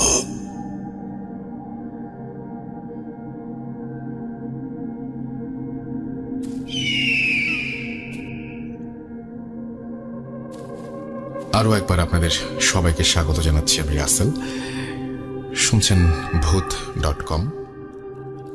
আর আমাদের ঘটনায় যাওয়ার আগে প্রতিবারের মতো আরও একবার মনে করে দিই, আমাদের ইমেল অ্যাড্রেস হচ্ছে ভূত.com। যে ইমেল অ্যাড্রেসটি সেটি হচ্ছে russell.booth.com@gmail.com। এবং এই ভূত.com নামে আপনি আমাদের ফেসবুকে আমাদেরকে পেয়ে যাবেন এবং আশা করছি সেখানে আপনারা যোগাযোগ করবেন। আর আমার সাথে যে অতিথি, আমি তার সাথে তার দ্বিতীয় ঘটনায় যাব। এবং আপনার নামটা প্লিজ আরও একবার বলবেন সবাইকে, যে আপনি কোথা থেকে এসেছেন সেটাও একটু জানাবেন, তারপরে আপনার ঘটনায় যাব।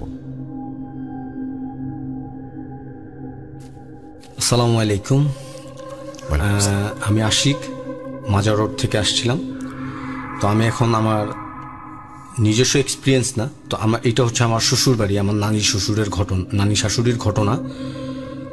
তো সে যখন ছোটবেলায় ছিল আর কি, ছোট ছিল, তো সে খুবই সুন্দর ছিল। আচ্ছা।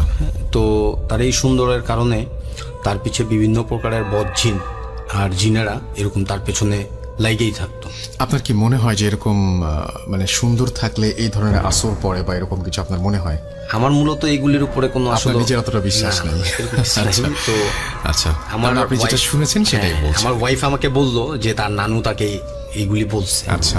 তো মূলত আমার এইগুলির উপরে কোনো বিশ্বাস নেই। আচ্ছা। তো এরকম তাকে এরকম বিভিন্নভাবে ওই গ্রামগঞ্জে দেখা যাচ্ছে আপনার ওই গরুর খাবারের জন্য খ্যারগুলিকে গোল করে, আমরা এইটা এক একজনের ভাষায় এক এক রকম বলে, আমরা বরিশালের ভাষায় যেটা বলি যে মেই। আচ্ছা, মেই। হ্যাঁ, মেই বলা হয়।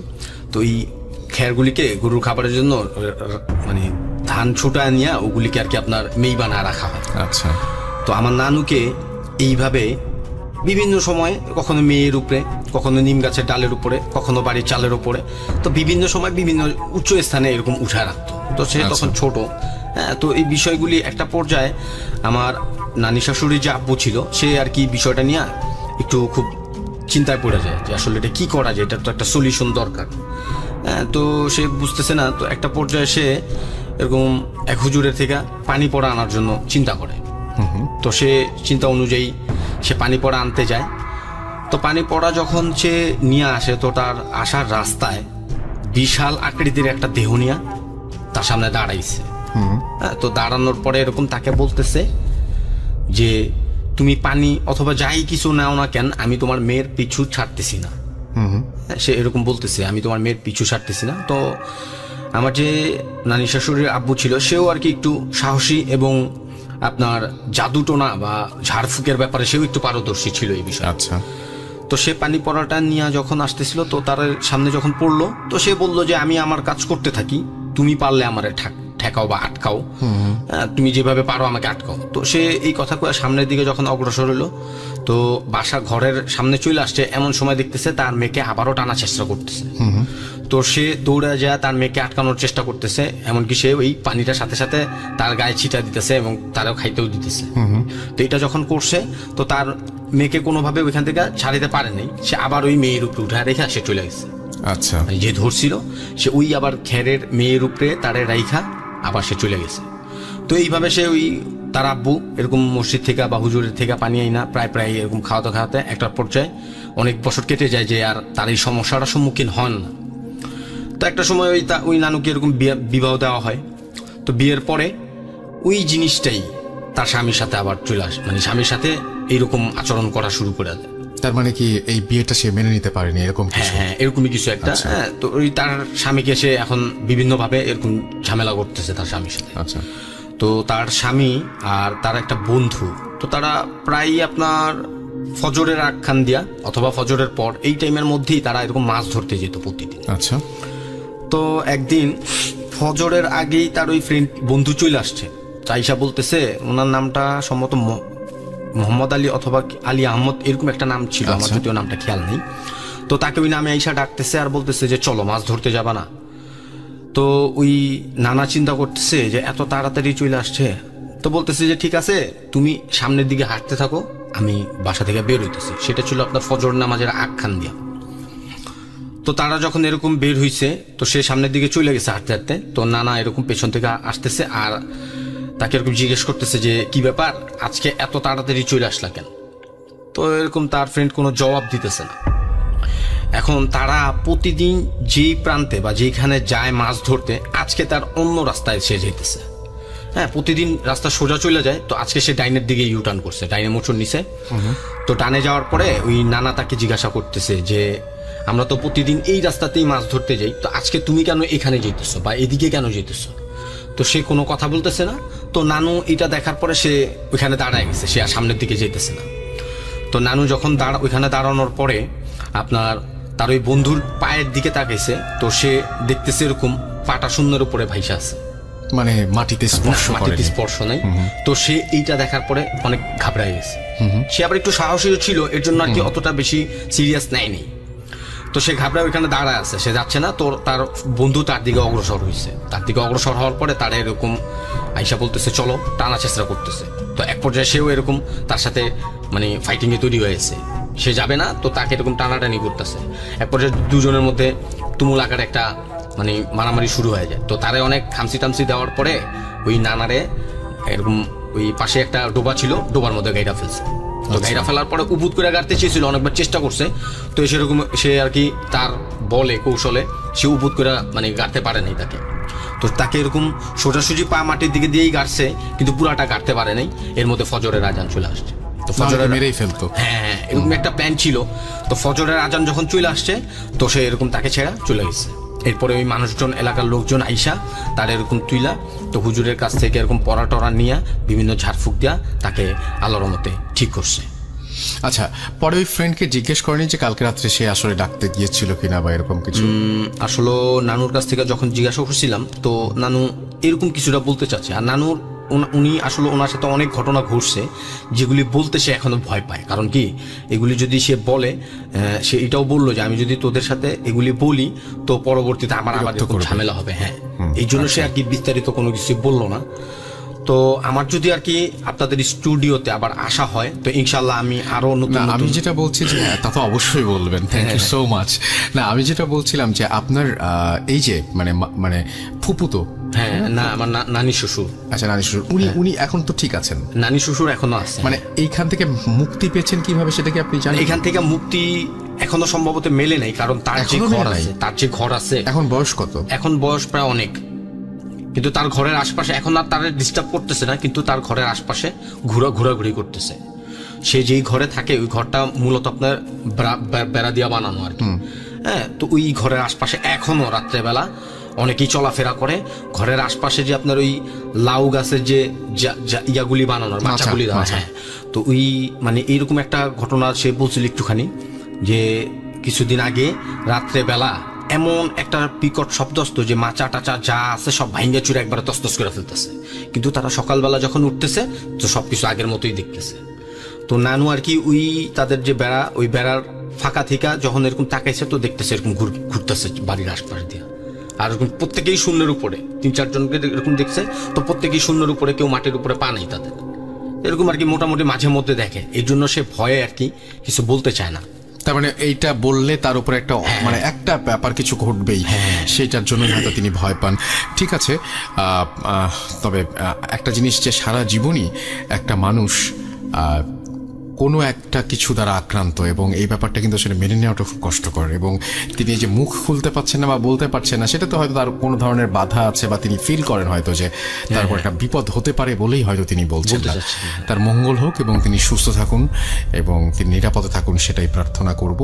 আশা করছি যে এই ঘটনাটা ভালো লেগেছে। আপনাকে স্টুডিওতে আসার জন্য, কষ্ট করে স্টুডিওতে আসার জন্য আপনাকে অনেক ধন্যবাদ। আপনার বাসা অনেক দূরে, তারপরে আপনি কষ্ট করে এসছেন।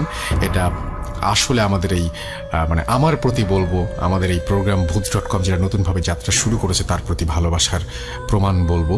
এবং আপনাকে অনেক ধন্যবাদ, সবসময় কাছেই থাকবেন সেটাই আশা করব। আপনাকেও ধন্যবাদ রাসেল ভাই, থ্যাংক ইউ। আজকের মতো এখানে শেষ করছি, কথা হবে আবার শুক্রবার। টাটা।